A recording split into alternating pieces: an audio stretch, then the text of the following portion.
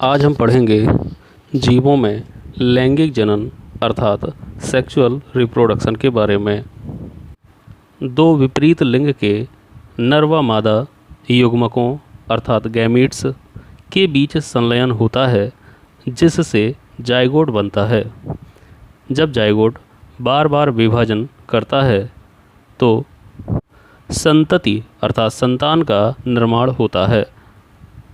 इस संपूर्ण प्रक्रिया को लैंगिक जनन कहते हैं। लैंगिक जनन द्वारा उत्पन्न संतति कभी भी अपने जनकों के समान नहीं होती है। यहाँ तक कि सभी संतति भी आपस में समान नहीं होती हैं, क्योंकि इनमें जीन प्ररूप माता और पिता दोनों का होता है। अब पढ़ते हैं लैंगिक जनन की मुख्य विशेषताएं। लैंगिक जनन की प्रक्रिया में नर तथा मादा दो प्रकार के जनकों की आवश्यकता होती है। इसमें नर तथा मादा युग्मकों के परस्पर संयुग्मित होने से द्विगुणित जाइगोट अर्थात युग्मनज बनता है। युग्मकों का निर्माण सदैव अर्धसूत्री विभाजन अर्थात मियोसिस द्वारा होता है। जाइगोट में समसूत्री विभाजन के पश्चात भ्रूण का निर्माण होता है। अंत में भ्रूण से पूर्ण संतति अर्थात संतान तैयार हो जाती है। अब पढ़ेंगे पौधों में लैंगिक जनन सेक्सुअल रिप्रोडक्शन इन प्लांट्स। सभी पुष्प उत्पन्न करने वाले पौधों में पुष्प के अंदर नर तथा मादा जननांग पाए जाते हैं, जिनके द्वारा लैंगिक जनन संभव हो पाता है। पुष्प उत्पन्न करने के आधार पर पौधों को दो समूहों में बांटा गया है। Monocarpic plants. इस प्रकार के पौधों में उनके जीवन काल में केवल एक बार ही पुष्प लगते हैं और जब पुष्प से फल तैयार होता है तो इसके बाद पौधा नष्ट हो जाता है। जैसे गेहूं, चावल, सरसों आदि एक वर्षीय पौधे हैं। इन पर पुष्पन के बाद ये नष्ट हो जाते हैं। इसी प्रकार मूली, गाजर आदि द्विवर्षीय पौधे हैं। जब इनमें पुष्पन व फलन होता है तो इसके बाद ये नष्ट हो जाते हैं। कुछ बहुवर्षीय पौधों में उनके जीवन काल में केवल एक ही बार पुष्पन होता है। जैसे बांस की अनेक प्रजातियों में 50 से 100 वर्षों के बाद पुष्पन की क्रिया होती है और उसके बाद वह नष्ट हो जाता है। जबकि नीला कुरेंजी एक ऐसा पौधा है जिसमें पुष्पन 12 वर्ष में एक बार होता है। अब पढ़ते हैं पॉलीकार्पिक प्लांट्स। ये प्रायः बहुवर्षीय पौधे होते हैं और इनमें प्रत्येक वर्ष एक विशेष मौसम में पुष्प व फल उत्पन्न होते हैं। जैसे आम, सेब, संतरा, अंगूर, गुड़हल आदि। उभयलिंगाश्रयी अर्थात मोनोसियस या बाइसेक्सुअल या हर्मेफ्रोडाइट। जब पुंकेसर व स्त्री केसर एक ही पुष्प में अथवा नर व मादा पुष्प एक ही पौधे पर पाए जाते हैं तो इन पादपों को उभयलिंगाश्रयी या बाइसेक्सुअल कहते हैं। जैसे गुड़हल, गुलाब, सेम, सरसों, आम आदि। अब पढ़ेंगे एक लिंगाश्रयी पौधे अर्थात डायोसियस प्लांट्स।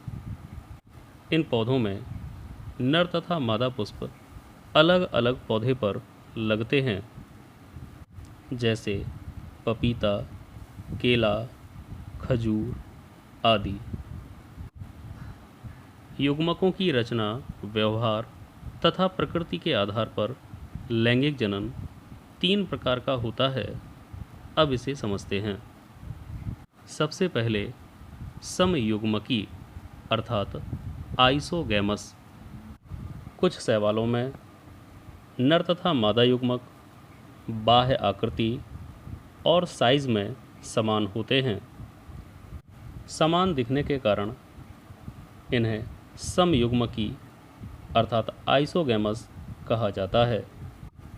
इन युग्मकों में फ्लैजला हो भी सकते हैं और नहीं भी हो सकते, जैसे यूलोथ्रिक्स, स्पाइरोगाइरा आदि। अब पढ़ते हैं असमयुग्मकी अर्थात एनिसोगैमस। कुछ शैवालों में नर तथा मादा युग्मक बाह्य आकृति में तो समान होते हैं, लेकिन व्यवहार और साइज में एक दूसरे से भिन्न होते हैं। इनमें एक बड़ा युग्मक होता है जिसे मैक्रोगैमीट अर्थात दीर्घ युग्मक कहा जाता है। यह निष्क्रिय होता है, जबकि दूसरा युग्मक छोटा अर्थात माइक्रोगैमीट जिसे लघु युग्मक भी कहते हैं, यह सक्रिय होता है। दोनों प्रकार के युग्मकों में फ्लैजला पाए जाते हैं, जैसे क्लेमाइडोमोनास ब्राउनी। अब पढ़ते हैं विषम युग्मकी प्रकार अर्थात ऊगैमस कंडीशन। इसमें नर युग्मक छोटा और बाईफ्लैजलेटेड अर्थात द्विकशाभिकीय होता है, जबकि मादा युग्मक बड़ा और अकशाभिकीय अर्थात नॉन फ्लैजलेटेड होता है। यह निष्क्रिय भी होता है, जैसे ऊडोगोनियम, कारा आदि। अब पढ़ते हैं विभिन्न वर्गों के पौधों में लैंगिक जनन की प्रक्रिया। सबसे पहले शैवालों में लैंगिक जनन सेक्सुअल रिप्रोडक्शन इन एल्गी। शैवालों में युग्मकों का निर्माण युग्मकधानी अर्थात गैमीटेंजिया के अंदर होता है। इनके युग्मक समयुग्मकी, असमयुग्मकी अथवा विषम युग्मकी प्रकार के हो सकते हैं। युग्मकों के फ्यूजन अर्थात निषेचन से जाइगोस्पोर या जाइगोट बनता है, जो बाद में नए शैवाल का निर्माण करता है। ब्रायोफाइट्स में लैंगिक जनन सेक्सुअल रिप्रोडक्शन इन ब्रायोफाइट्स। इन पौधों में नर युग्मकों का निर्माण नर जननांग या पुंधानी अर्थात एंथ्रीडियम और मादा युग्मकों का निर्माण मादा जननांग या स्त्रीधानी अर्थात आर्चिगोनियम के अंदर होता है। नर तथा मादा युग्मकों का निषेचन प्रायः निषेचन जल में होता है। जल की उपस्थिति में ही संभव होता है। निषेचन के फलस्वरूप बने जाइगोट को ऊस्पोर कहा जाता है। ऊस्पोर डेवलप होकर एक स्पोरोफाइट का निर्माण करता है। स्पोरोफाइट अवस्था में बीजाणु बनते हैं। बीजाणुओं द्वारा अंकुरण के फलस्वरूप प्रथम तंतु अर्थात प्रोटोनीमा बनता है, जो गैमीटोफाइट अर्थात युग्मकोद्भिद का विकास करता है। हमेशा स्पोरोफाइट अर्थात बीजाणुद्भिद अवस्था द्विगुणित होती है और गैमीटोफाइट अर्थात युग्मकोद्भिद अवस्था अगुणित होती है। इस प्रकार कह सकते हैं कि ब्रायोफाइटा के पौधों में स्पष्ट पीढ़ी एकांतरण पाया जाता है, जिसमें गैमीटोफाइट से स्पोरोफाइट और स्पोरोफाइट से गैमीटोफाइट का विकास होता है। अब पढ़ते हैं टेरिडोफाइट्स में लैंगिक जनन सेक्सुअल रिप्रोडक्शन इन टेरिडोफाइट्स। इन पौधों में लैंगिक जनन विषम युग्मकी प्रकार का होता है। इनका मुख्य पौधा स्पोरोफाइट होता है, जिससे बाद में गैमीटोफाइट अवस्था का निर्माण होता है। इस प्रकार इन पौधों में भी स्पष्ट पीढ़ी एकांतरण पाया जाता है। अब अनावृत बीजी पौधों में लैंगिक जनन, सेक्सुअल रिप्रोडक्शन इन जिम्नोस्पर्म्स। नर पौधों में नर शंकु पाए जाते हैं जिनका निर्माण माइक्रोस्पोरोफिल अर्थात लघु बीजाणु पर्णों द्वारा होता है। इन पर्णों पर लघु बीजाणु धानियाँ होती हैं जिनमें परागकण बनते हैं। सभी परागकण अर्धसूत्री विभाजन द्वारा बनते हैं, इसलिए ये अगुणित होते हैं। परागकण वायु द्वारा उड़कर मादा पौधे के बीजांड तक पहुंच जाते हैं। मादा पौधे में मेगा स्पोरोफिल्स अर्थात गुरु बीजाणु पर्ण पर अनेक बीजांड लगे होते हैं जिनमें अनेक स्त्री धानियाँ अर्थात आर्चिगोनिया विकसित होती हैं।